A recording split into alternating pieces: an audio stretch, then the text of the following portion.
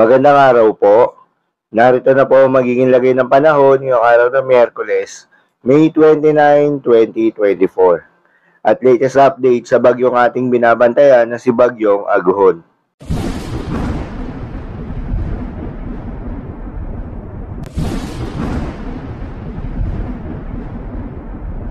Sa kasalukuyan na tayo sa pag-asa, itong binabantayan na bagyo na si Bagyong Aguhon ay tuluyan na ngang nakalabas ng Philippine Area of Responsibility as of 3 p.m. ngayong araw. Huli itong namataan ng pag-asa sa layong 1,205 kilometers east-northeast of extreme northern Luzon. Taglay pa rin ito ang lakas ng hangin na umaabot sa 120 kilometers per hour malapit sa gitna.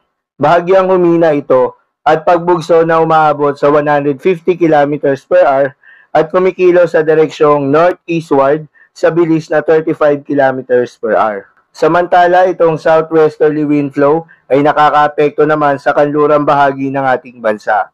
Kaya naman nasanang maulap na kalangitan na may kalat-kalat na pagulan at pagkidlat pagkulog.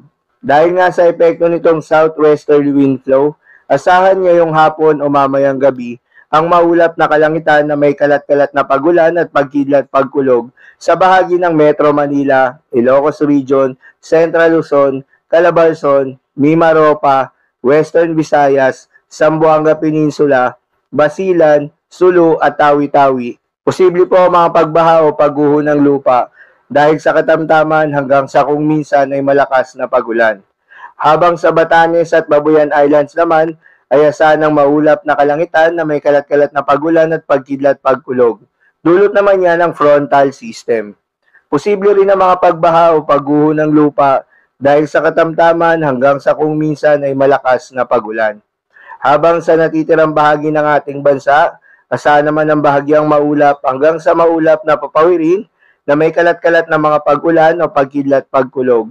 Dulot naman yan ng mga localized thunderstorms. Posible rin ang mga pagbaha o pagguho ng lupa during severe thunderstorms. Dahil sa mga nararanasan natin ngayon ng mga pagulan, pinag-iingat yung mga kababayan natin sa mga banta ng pagbaha o pagguho ng lupa. Huwag rin kalimutan na magdala ng payong o anumang pananggalang sa ulan dahil papalapit na rin ang rainy season o tag-ulan sa ating bansa.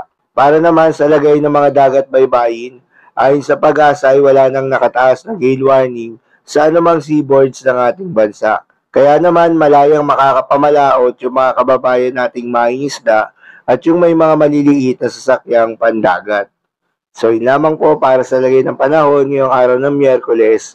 Keep safe everyone.